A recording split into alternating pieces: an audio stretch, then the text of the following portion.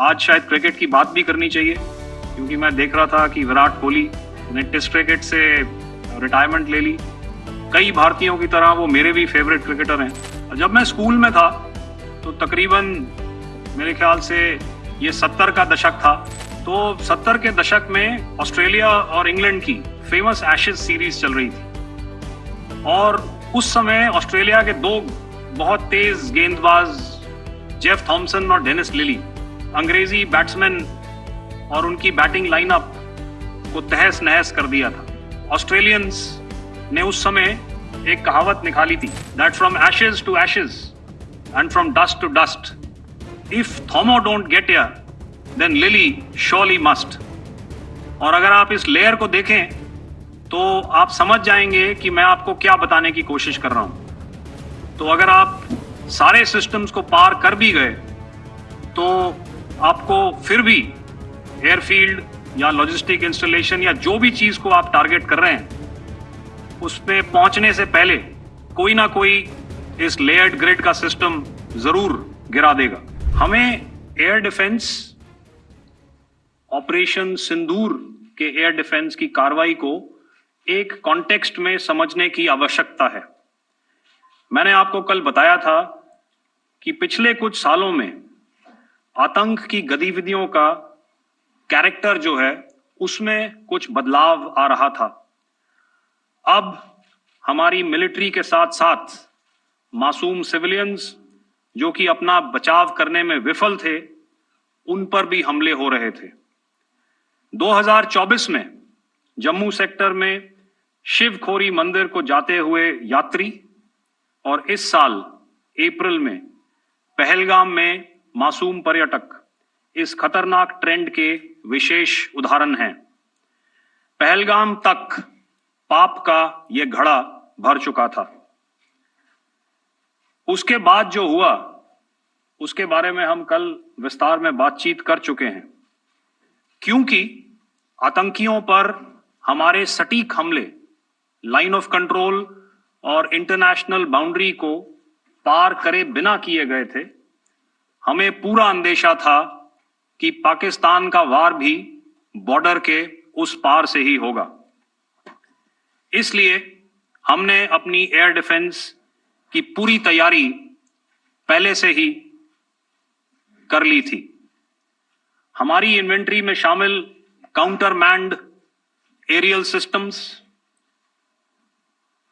Electronic warfare के साधन और एयर डिफेंस वेपन्स का इंडियन एयरफोर्स के इसी प्रकार के सिस्टम्स के साथ एक अनोखा मिश्रण किया गया। इसलिए आपने देखा कि जब जब पाकिस्तान एयरफोर्स ने हमारे एयरफील्ड्स और लॉजिस्टिक इंस्टॉलेशंस में 9 और 10 मई की रात को लगातार हमले किए, वो इस मजबूत एयर डिफेंस ग्रिड के सामने विफल हो गए। आपके सामने इस ग्रिड को एक तरीके से दर्शाया गया है। आप देख रहे हैं कि इंटरनेशनल बाउंड्री से कितनी layers, radars, counter unmanned aerial systems, उसके पीछे शोल्डर फायर्ड वेपन्स, हमारे विंटेज एयर डिफेंस वेपन्स जो कि काफी सालों से हमारी सेना में हैं। एयर मार्शल भारती ने भी उसके बारे में बात करी। और लास्ट में हमारे modern air defence weapon systems. तो कोई मौका नहीं था कि पाकिस्तान एयरफोर्स ये मल्टी टियर डिफेंस को पार करके पीछे हमारी एयरफील्ड्स या लॉजिस्टिक इंस्टॉलेशंस को टारगेट कर पाए। ये जो डायग्राम आप अपने सामने देख रहे हैं, ये मुझे एक इंसिडेंट की याद दिला रहा है। और मैं आपको इस उदाहरण के जरिए से एक ये एस्पेक्ट हाईलाइट करना चाहता हूं। जब मैं स्कूल में था तो तकरीबन मेरे ख्याल से ये 70 का दशक था, और उस समय इंग्लैंड और ऑस्ट्रेलिया के बीच में आज शायद क्रिकेट की बात भी करनी चाहिए, क्योंकि मैं देख रहा था कि विराट कोहली ने टेस्ट क्रिकेट से रिटायरमेंट ले ली। कई भारतीयों की तरह वो मेरे भी फेवरेट क्रिकेटर हैं। तो 70 के दशक में ऑस्ट्रेलिया और इंग्लैंड की फेमस एशेज सीरीज चल रही थी और उस समय ऑस्ट्रेलिया के दो बहुत तेज गेंदबाज जो कि क्रिकेट हिस्ट्री में बड़ा उनका नाम है, जेफ थॉमसन और डेनिस लिली, उन्होंने अंग्रेजी बैट्समैन और उनकी बैटिंग लाइनअप को तहस नहस कर दिया था। और ऑस्ट्रेलियंस ने उस समय एक कहावत निकाली थी, that from ashes to ashes and from dust to dust, if Thommo don't get here then Lillee surely must. और अगर आप इस लेयर को देखें तो आप समझ जाएंगे कि मैं आपको क्या बताने की कोशिश कर रहा हूं। तो अगर आप सारे सिस्टम्स को पार कर भी गए तो आपको फिर भी एयरफील्ड या लॉजिस्टिक इंस्टॉलेशन या जो भी चीज को आप टारगेट कर रहे हैं उसमें पहुंचने से पहले कोई ना कोई इस लेयर्ड ग्रिड का सिस्टम जरूर गिरा देगा। जो दुर्दशा कल आपने पाकिस्तान एयरफील्ड्स की देखी और शायद आज भी एयर मार्शल भारती की प्रेजेंटेशन में, हमारी एयरफील्ड्स हर प्रकार से ऑपरेशनल हैं।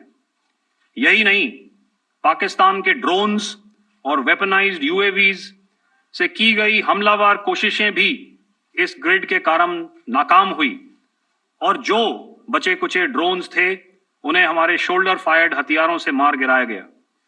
मैं यहां पर अपनी बॉर्डर सिक्योरिटी फोर्स की भी सराहना करना चाहता हूं।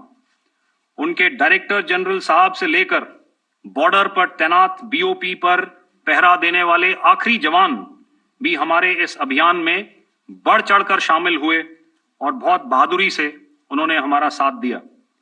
उनके काउंटर अनार्म्ड सिस्टम्स भी हमारे इस मल्टी टियर्ड एयर डिफेंस ग्रिड का हिस्सा थे, जिसके कारण पाकिस्तान की नापाक हरकतों का विनाश किया गया।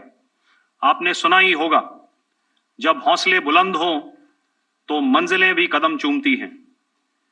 In the end, I would like to highlight again that in every single domain that Operation Sindoor has been prosecuted, there has been absolute synergy between the three services. Not only have we, in this endeavor, been fully supported by our government, departments, and agencies, I cannot here not mention our 140 crore countrymen that have stood behind us with their prayers and goodwill, urging and inspiring us to achieve our mission and objectives. For that, we salute you. You are indeed the best. Jai Hind. Subscribe to One India and never miss an update.